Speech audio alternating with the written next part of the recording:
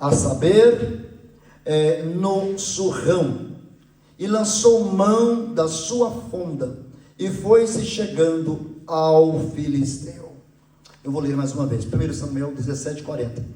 E tomou o seu cajado na mão, e escondeu-lhe para si, e escolheu-lhe para si 5 seixos do ribeiro, e pô-los no alforje de pastor, que trazia, a saber, no surrão, e lançou mão da sua funda, e foi-se chegando ao filisteu.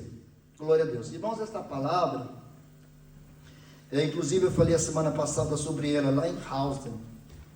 É uma palavra que eu tenho meditado ultimamente, e fala sobre Davi, e sobre o alforje, e sobre a funda. Muito obrigado, a funda. Irmãos, e por muito tempo, devido às mensagens que vocês já ouviram, que nós já ouvimos, talvez centenas e milhares de mensagens nesse capítulo, eu posso falar que 99,9% das mensagens que ouvimos nesse texto, aqueles que ministram se detêm no gigante Golias e nas 5 pedras que foram escolhidas. Fala muito sobre isso, né? E alguns que ministram ousam a dar o nome dessas pedras, ou dar nome a essas pedras, né? Ousam a dizer que essa pedra se chama Maravilhoso, Deus Conselheiro, porque são 5 pedras, né? Deus Forte, Pai da Eternidade e Príncipe da Paz. Porque Golias não era o único gigante da época. Existiam outros gigantes também, irmão de Golias. Então alguns pregadores costumam dizer que Davi escolheu 5 pedras, porque uma era para Golias, e as outras 4 que sobraram para os outros gigantes que, se porventura viessem se apresentar na guerra. E aqueles que ministram se detêm na armadura de Golias, que era muito grande, né? A saber, o seu escudo, a sua lança, que era gigante, o seu capacete. Fala até sobre o peso do capacete, sobre o peso do sapato que ele trazia consigo, sobre o buraco que havia no capacete de Golias, o buraco o qual a pedra passou por ele e acertou na fronte. Fala muito sobre isso, mas o Espírito Santo me fez ver algo dentro dessa palavra que nós precisamos fazer. E o que é? Nós precisamos desmistificar a palavra funda. A funda. Por quê? Porque por muito tempo parece que nós passamos a idolatrar a funda e as pedras que Davi escolhera. Irmãos, e você sabe que Deus algumas vezes usara objetos para os homens utilizar e fazer milagres com os objetos. Como bem Moisés, quando ele tinha o cajado, objeto que Deus utilizava para operar os milagres. Deus disse: com esse cajado tu operarás os meus sinais, né? Entre outros que Deus escolhera objetos. E às vezes as pessoas parecem que idolatram. Por isso que eu usei a expressão desmistificar, porque aquele objeto se torna uma coisa mística. Aquilo que é místico são coisas que são utilizadas como sagrado para trazer sortes ou para trazer bênçãos para a vida. E parece que por muito tempo nós mistificamos a funda. E lendo a palavra, o que é que nós precisamos aprender para desmistificar alguns textos e algumas coisas? É ler a palavra, não apenas ficar na leitura, nós passarmos a examinar as Escrituras. Porque quando você examina, você vê os pormenores, você vê as entrelinhas. Mas quando você medita, o Espírito Santo faz ver além das entrelinhas, além dos pormenores, e você tem a interpretação ou a revelação da palavra. Foi o que aconteceu quando eu falei a princípio sobre os cestos, que por muito tempo nós aprendemos que sobraram 12 cestos e pães, e o Espírito Santo me fez entender que aqueles cestos sobraram para aqueles que serviram a multidão de 5.000 homens, fora mulher e criança. Ora, servia 5.000 homens, fora mulher e criança, demanda alguns minutos, ou até mesmo quase uma hora, ou até mesmo mais. Porque diz a palavra que o Senhor mandou que a multidão se assentassem em grupo de 50. Agora imagine, grupo de 50 50, até dar 5 mil homens, aproximadamente 15 mil pessoas sentadas na relva. Imagina o que é servir 5 mil pessoas, ou 15 mil pessoas, porque diz a Bíblia que eram 5 mil homens, mas, como sabemos, cada mulher de judeu naquela época tinha no mínimo 3 ou 4 ou 5 filhos, então não contava as mulheres. Então, contando com as mulheres, dá-se uma estimativa de 15 mil pessoas. Agora, raciocine comigo, 15 mil pessoas sentadas, aguardando que alguém fosse até eles, um por um, passando o cesto, até dar 15 mil pessoas. Meu amigo, demora um tempo. É claro que Deus, vendo o esforço, creio eu que cada cesto daquele era para um dos apóstolos que serviram, que eles estavam com fome, né? Porque pensa, meu Eduardo, o senhor está com fome também, e servindo não poder comer enquanto não servisse todo mundo? Antigamente era assim, as mães, não sei de vocês, antigamente era assim, né? As mães davam comida para os filhos, depois que serviam os filhos e esposos, ela era a última a comer. Era assim? Era o padrão daquela época. Mas vamos lá. Então são revelações que recebemos depois que examinamos e meditamos. E o que é que precisamos fazer? Como eu falei a princípio, desmistificar a palavra funda. Porque o que dá a entender é que parece que Davi foi o único a usar funda. O que dá a entender que parece que Davi foi o único que usou funda. E lendo a palavra, examinando, eu descobri que uma tribo inteira tinha a prerrogativa de usar a funda. Diz o contexto histórico que a funda era utilizada por guerreiros na guerra e por pastores que cuidavam do rebanho para lançar contra os animais. Mas onde se achou, pastor? Que era uma tribo inteira que utilizava essa funda. No livro de Crônicas, 1 Crônicas, primeiro, Senhor, capítulo de número 12, vamos ver? 1 Crônicas 12. Uma tribo inteira era adestrada, era preparada para usar funda. E que tribo era essa? Era a tribo de Benjamim, a qual o rei Saul fazia parte. Você sabia disso? Vamos saber agora. Aí você vai entender que Davi não foi o único que usou a funda. Era uma tribo inteira. Consegue escrever Crônicas? Você escreve em inglês só, né? 1 Crônicas, capítulo 12. 1 Crônicas, capítulo 12. E o versículo é o 2. Versículo 2. Rapaz, bom, glória. Vamos lá.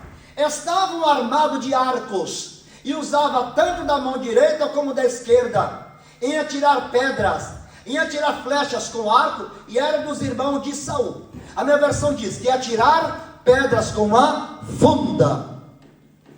E eram o quê? Irmãos de... A minha versão faz questão de dizer, e eram os benjamitas. Mas de qualquer forma, Saul era o rei, que ele era da tribo de Benjamim. Logo, uma tribo inteira usava a funda na guerra. Davi só aprendeu porque ele era pastor. Então, pastor deveria se valer de alguma arma para se defender. Porque flecha e espada se utilizavam nas guerras. Mas como se livrar de animais? Porque na guerra o alvo é mais fácil, mas animal que tem uma agilidade tremenda em se defender, em pular para a direita ou para a esquerda, tinha que ser mesmo a funda para acertar. E Davi, ele utilizava da funda. E o interessante é que quando eles usavam a funda, eles usavam a mão direita e a mão esquerda. Olha que coisa linda. Olha a habilidade, mão direita e mão esquerda. E o que é que nós aprendemos com isso, irmãos? Que lição podemos tirar isso? Podemos tirar várias lições, mas como o tempo é curto, vamos falar de 3 lições. Glória a Deus. Porque Davi fazia parte da tribo de Judá, mas era a tribo de Benjamim, que era desse que tinha habilidade para tirar pedra. Aí eu te faço a pergunta: quando o gigante veio contra Israel, por que Saul, que era da tribo de Benjamim, que tinha a prerrogativa para usar funda, não foi ele quem se levantou para ir contra o gigante? Por que não foi Saul quem se levantou para fazer isso? Não te chama atenção? Primeira lição que eu aprendo com isso: ele perdeu a confiança na arma, no instrumento de guerra que Deus havia colocado na sua mão, ou na mão da tribo a qual ele fazia parte. Quando é que se perde confiança naquilo que Deus colocou nas mãos para guerrear? Primeiro, quando o medo toma conta. Segundo, quando se falta fé. A falta de fé faz você duvidar da oração da tua oração. A tua falta de fé faz você duvidar que a tua oração é suficiente para Deus ouvir e atender e resolver as tuas causas. Porque se Deus colocou na tribo de Saul para ele atirar pedra, por que ele não atentou para isso e disse: olha, esse caso não é caso para pedra? Como foi que como foi que Saul disse para Davi: olha, tu está vindo a mim, Golias, tu está vindo a mim, como que? Como que? Como se eu fosse um? Como se eu fosse um cão. Por quê? Porque ele não viu Davi com flecha. Ele não viu Davi com arma. Entende por quê? O gigante Golias diz isso. Onde está escrito? Vamos lá? Glória a Deus. Glória a Jesus.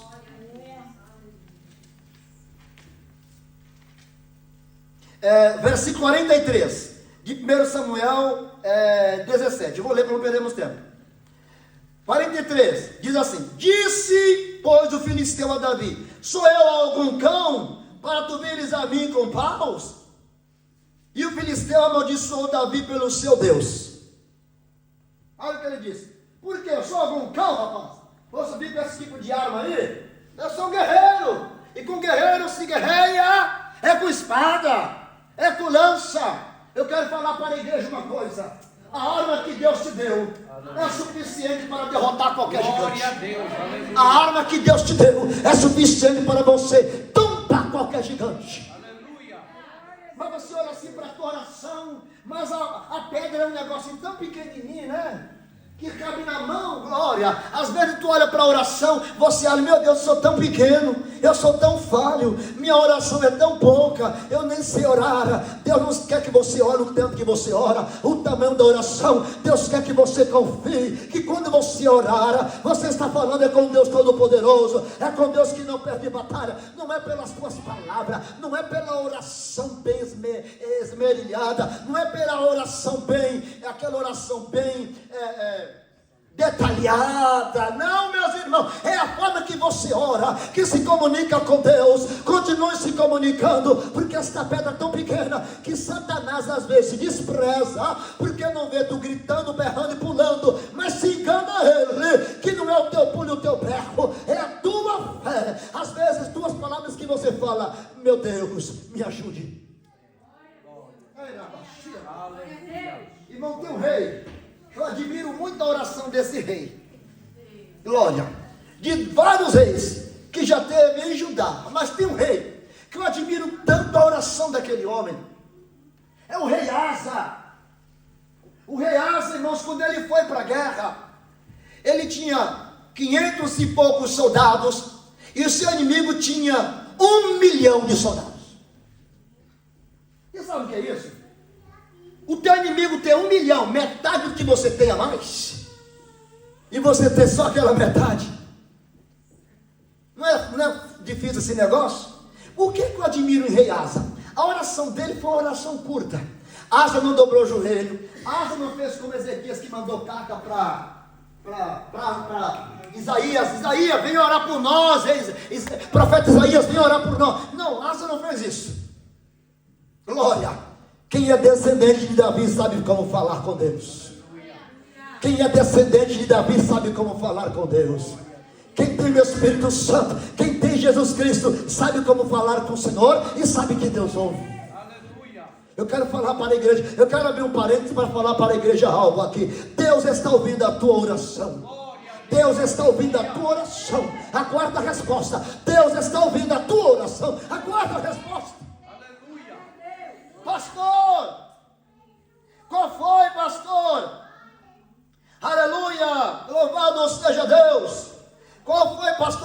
de Asa. Como que Asa, pastor? Glória a Jesus. Orou. Glória a Deus. Como foi que Asa orou? Asa disse assim: ó Deus, que é com os pequenos, me ajuda contra os grandes que querem lutar contra mim. Ele só falou isso. Ele só falou isso. Ó Deus, que é com os pequenos, me ajuda a lutar contra esse grande que quer vir contra mim. Ele só orou desse jeito, meu padre. Só isso. Alabara, sueba.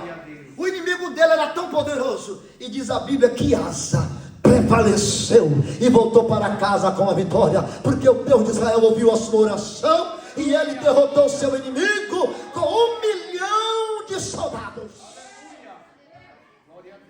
A tua pedra é tão pequena diante de um gigante tão grande que está diante de ti. Aí Deus fala: eu te dei a prerrogativa, use essa pedra.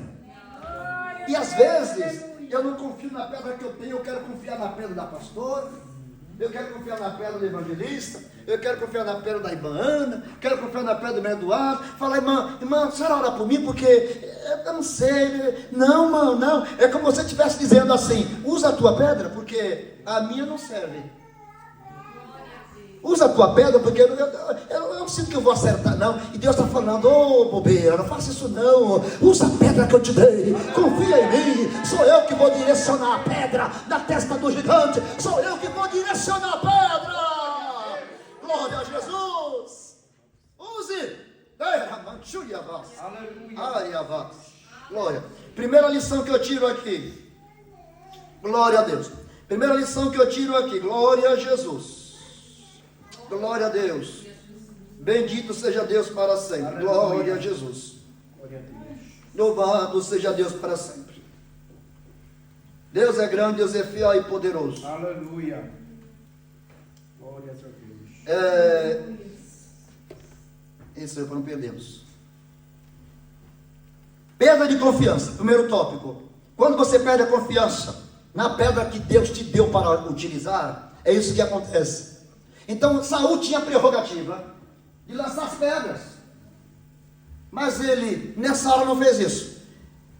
Vamos embora. Segundo, de olho na ferramenta do próximo. Segundo tópico.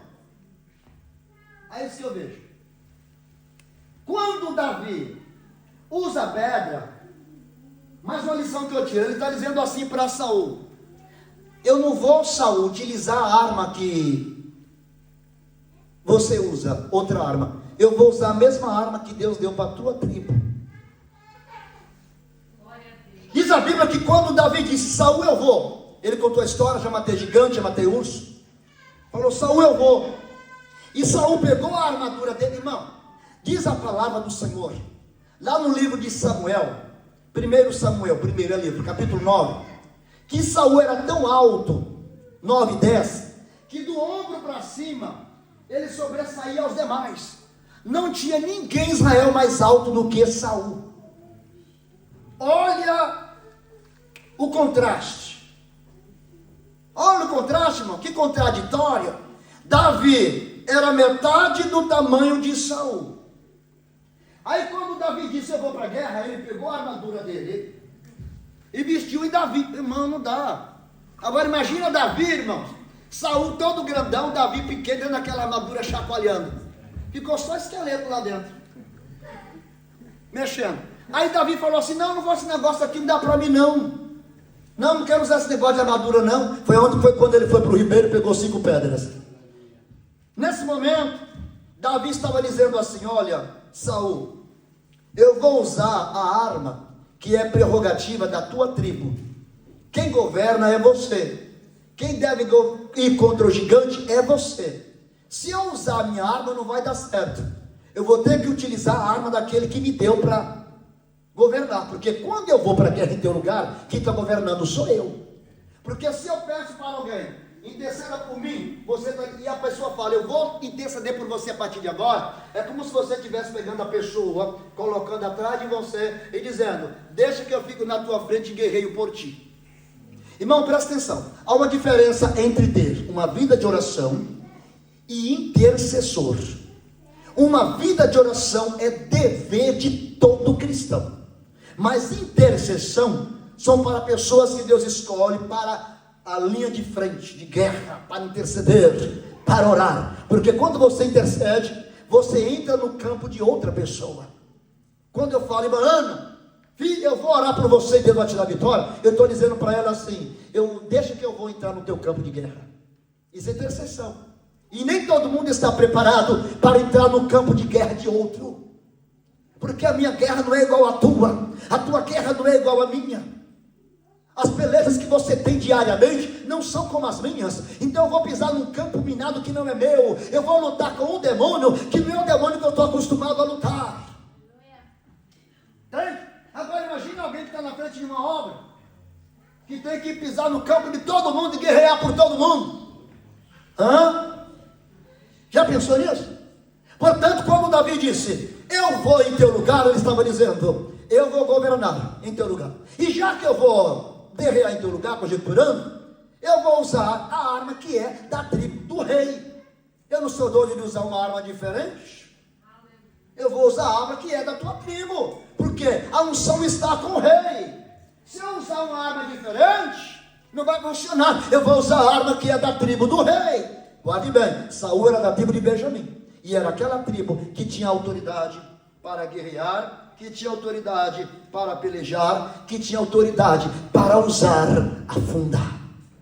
Glória a Jesus. Então, de olho na ferramenta, irmãos, às vezes, nós temos um defeito muito grande, às vezes, nós achamos que a arma do irmão é melhor que a minha. Tem pessoas que pensam que a arma que o irmão tem é melhor que a dele. Você tem a arma que Deus te deu como louvor. Louvor é uma arma de guerra também? É, você sabe disso, que Israel já venceu guerras somente com louvor. Você sabe disso. Deus deu um louvor para alguém e deu a palavra para outro. Aí aquele fala, nossa, mas aquele louvor, aquele que canta ali, é bonito demais. Não, irmão, a arma que Deus tem é bonita também. Às vezes Deus não te deu nem o louvor nem a espada, mas te deu um dom, porque também é da administração. Você organiza um negócio que é uma beleza. Foi a ferramenta que Deus te deu, porque no exército tem tudo. Lembra lá em 1 Reis, quando o rei de Israel foi para a guerra, que chamou o rei de Judá e mais outro rei, foram 3 vezes para a guerra.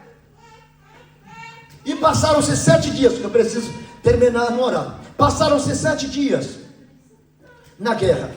E a Bíblia diz que aqueles 3 reis estavam na guerra por 7 dias no deserto. E o rei que era de Israel disse assim, Deus nos entregou nas mãos do inimigo, porque já fazem 7 dias que nós estamos aqui. Acabou a água, acabou o alimento, os cavalos vão morrer de fome, porque, irmão, pensa comigo, se um exército naquela época já tinha centenas de cavalos, imagina 3 exércitos para alimentar os animais e os homens que precisavam de comer, porque para uma guerra não era fácil não, tá? Custava muito. Hoje as guerras custam, as guerras de hoje custa quando vai invadir. Quais são as guerras? São as armas nucleares, são bombas, são mísseis, e você sabe que aquilo custa ao governo, muito. Também naquela época custava, não eram mísseis, não eram bombas, mas eram cavalos, espadas, custava, irmãos, custava fazer o ferro, tá? Tirar ferro não era fácil não, tá bom? Ferro para fazer espada não era fácil não, porque hoje os meios de fazer o ferro hoje já é difícil. Imagina naquela época, a matéria-prima para fazer o ferro, para extrair e fabricar a espada, a lança, não era fácil não. Treinar homens não era fácil não. Comida não era fácil, que os homens naquela época comiam muito. E um dos alimentos que eles tinham hábito de levar para a guerra era pasta de figo, doce de figo, que ajudava os homens a recobrar força. Haja doce de figo, meu irmão. E eram 3 exércitos juntos, pensa. Aí o rei disse, Deus não entregou na mão da gente, nos entregou nas mãos do inimigo. Aí alguém disse assim, não, rei, vamos consultar um profeta. Vamos consultar um profeta para ver se Deus fala com a gente. E alguém disse assim, tem um profeta entre nós. Entende o que eu quero dizer para você? E na guerra, no exército, Cada um tem a sua função, cada um com a sua ferramenta, cada um com a sua habilidade. Aí gritaram, tem um profeta aí? Eu tento meditar assim, o que é que aquele profeta foi fazer ali? Mas eu tenho ao mesmo tempo a resposta: profeta vai onde Deus manda. E lugar de profeta é na guerra, não é em hotel e sombra e água fresca, não. Lugar de profeta é na guerra. Aleluia. Não é cada mergulho um flash, não, meu amigo. Procuraram. Tem algum profeta aí? Sabe Eliseu? Aquele que recebeu a porção dobrada do que de Elias? Se fosse nos dias de hoje, meus irmãos, misericórdia, alguém com a porção dobrada de Elias, era um camarada com Facebook, com uma conta no Instagram, estufando que era o mais famoso da face da terra. Eu estou falando de alguém que tinha a porção dobrada, que estava sobre um homem, que orava e parava a chuva, que orava e a chuva descia, que tocava no Jordão e o Jordão parava, que falava para o morto e o morto ressuscitava. Eu estou falando de alguém que estava com a porção dobrada desse. E ele não estava dizendo, ele não estava em limousines, ele não estava no cavalo branco, belo e bonito, ele não estava em palácios. Aonde estava esse homem que tinha a porção dobrada, que estava Elias? Quando gritaram, onde está? Tem algum profeta aqui? Aí disseram, aqui tem um profeta e é Eliseu, aquele que deitava água aos pés do profeta Elias. Ninguém sabia que o profeta estava ali. Outra coisa que eu aprendo com isso, o profeta estava escondido, oculto. O profeta não estava batendo no peito, estão aqui, nos banhos da vida, sou profeta, hein? Estava não, ninguém sabia, 7 dias de meio do mar, que o profeta Eliseu estava no meio do povo, e ninguém sabia, só quando perguntaram, tem um profeta aí? E nem foi ele que disse, eu estou aqui, não foi ele que disse, apareceu, falou, estou aqui, alguém que disse, profeta Eliseu, que deitava água aos pés do profeta Elias, está aqui com a gente, manda chamar. E você sabe quem foi que falou assim, tem um profeta aí? Foi Josafá. Glória a Deus.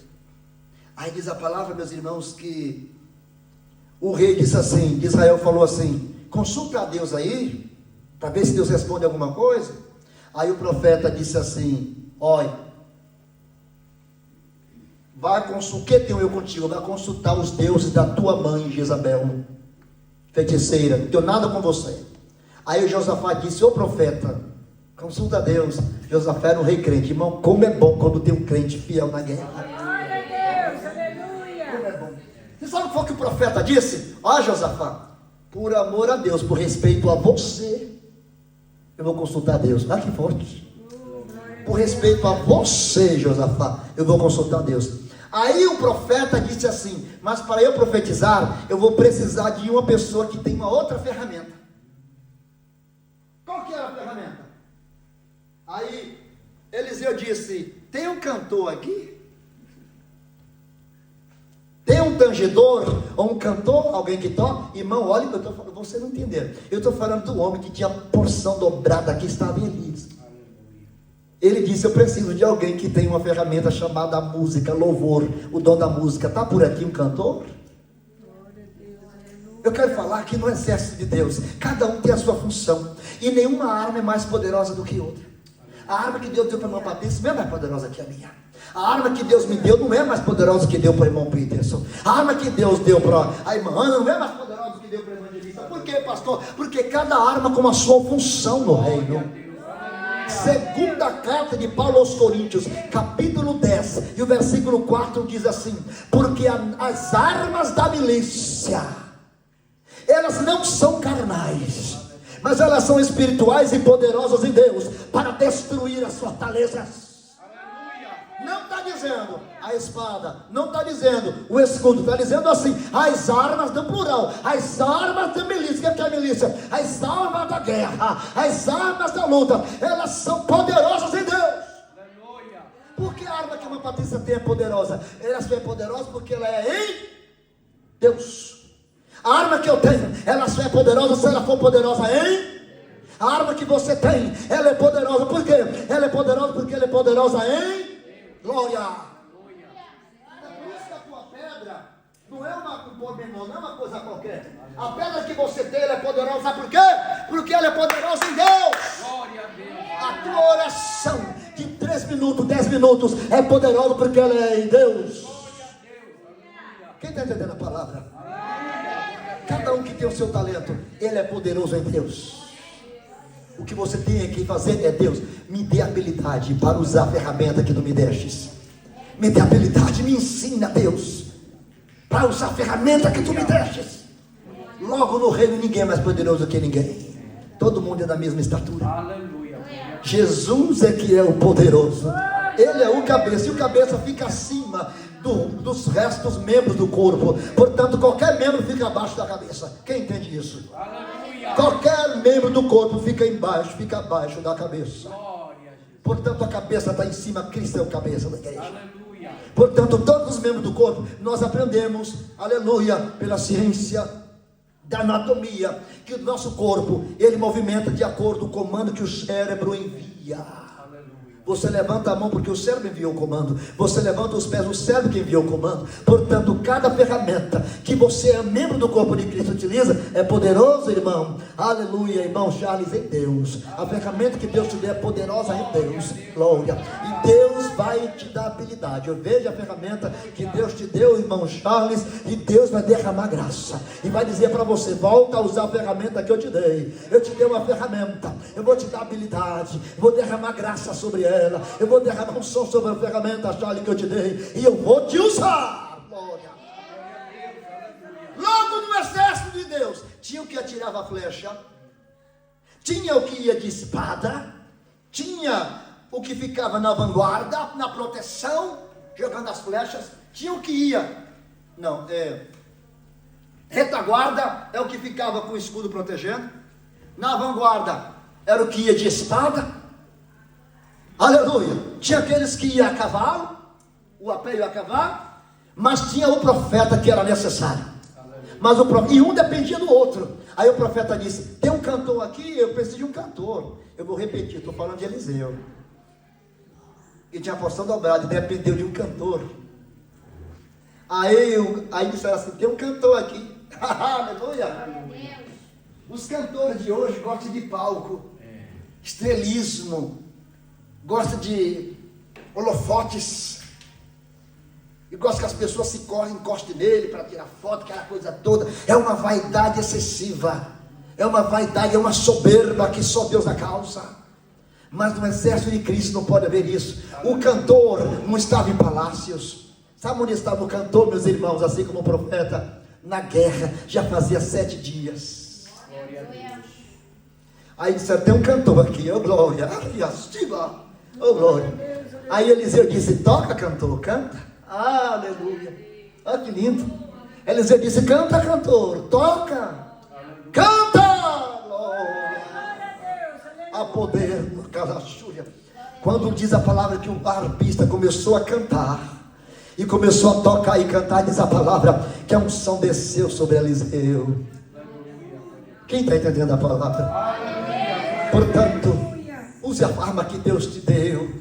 A arma de um não é melhor que a outra. Cada arma tem a sua função no reino. Glória. Aí quando a unção desceu sobre Eliseu, ou seja, a arma de Eliseu só funcionou por causa da arma do tocador. O exército inteiro só ganhou confiança por causa da arma de Eliseu, que era a profecia, o contato com Deus. Aí Eliseu recebeu a unção e começa a profetizar e a dizer: assim diz o Senhor, façam covas, e muitas covas, porque não há barulho de vento, não há barulho de chuva e nem tem nuvem, mas o Senhor encherá o vale de água.